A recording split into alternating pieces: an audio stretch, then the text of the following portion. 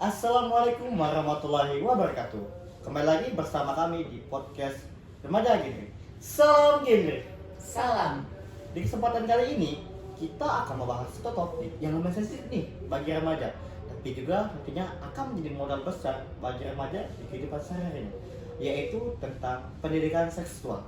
Untuk membahas hal ini bersama kita sudah ada dua narasumber yang kami nih, yaitu dari Duta Genre Kota Palembang tahun 2023. Halo, kenalin nama aku Najmi Salsabila Gata, biasa dipanggil Najmi.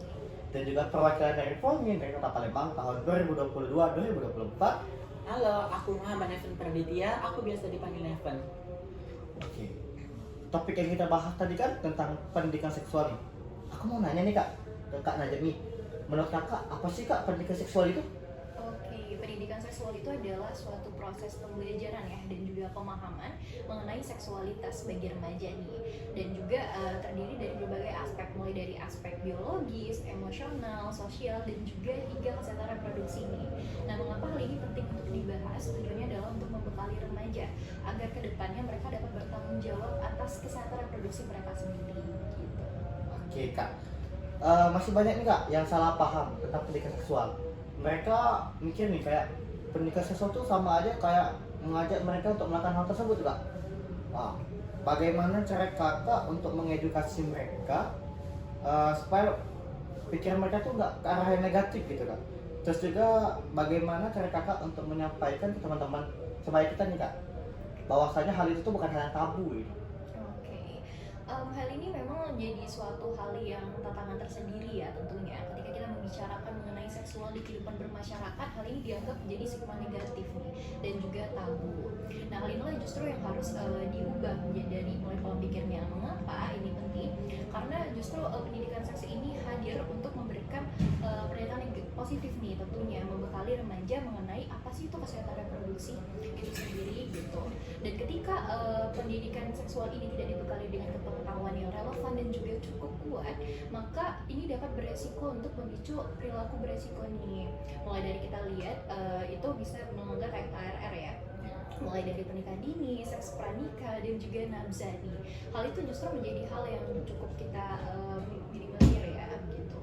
Dan mengenai tentang sebaya nih, kalau bagaimana sih cara mengedukasi masyarakat dan khususnya remaja, itu sebenarnya kuncinya cuma satu menurut aku, yaitu adalah pendekatan sebaya teman-teman.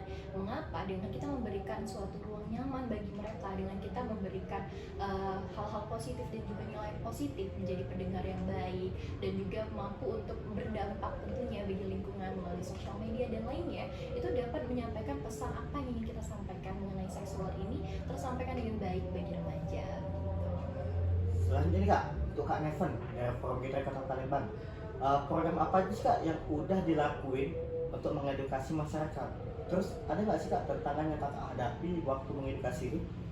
Oke, jadi program yang telah Forum Genre Kota Palembang lakukan itu kami telah mengimplementasikan tentang alat-alat kontrasepsi, contohnya seperti kondom, implan, vasektomi, dan juga IUD.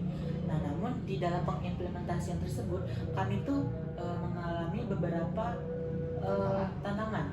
Nah, itu seperti kami itu ditertawakan ketika sedang menjelaskan tentang alat-alat kontrasepsi tersebut, karena bagi mereka itu tuh mungkin menjadi hal yang masih tabu, padahal itu tuh enggak, karena itu tuh bisa jadi merupakan pengetahuan dan juga Bekal mereka. ya, bekal mereka itu sih Kak. Oke. Pertanyaan penutup nih Kak. Menurut Kakak seberapa besar sih Kak pengaruh media sosial dan juga lingkungan terhadap pendidikan seksual itu sendiri? Jadi pengaruh di sini dia terbagi menjadi dua, itu pengaruh baik dan juga pengaruh buruk. Jika lingkungannya sehat dan juga media sosialnya dia gunakan sebaik mungkin, maka itu akan menjadi baik untuk dirinya sendiri. Nah, itu akan menjadi pengaruh buruk jika lingkungannya itu tidak sehat, seperti terdapat seks bebas di lingkungannya, dan juga media sosialnya itu dia gunakan tidak sebaik mungkin, misalnya digunakan untuk mencari hal yang tidak, maka itu akan sangat berbahaya. Oke, jawaban yang bagus banget nih Kak dari Kak Najmi dan juga Kak Neven dari Forum Genre. Oke teman-teman, mungkin itu saja yang dapat kami sampaikan di podcast kali ini. Semoga apa yang kami sampaikan menjadi hal yang baik untuk teman-teman ke depannya.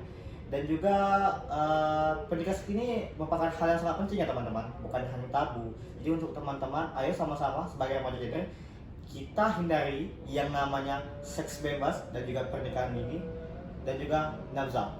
Oke teman-teman, sekian dari kami. Kami akhiri. Wassalamualaikum warahmatullahi wabarakatuh. Salam gender. Salam.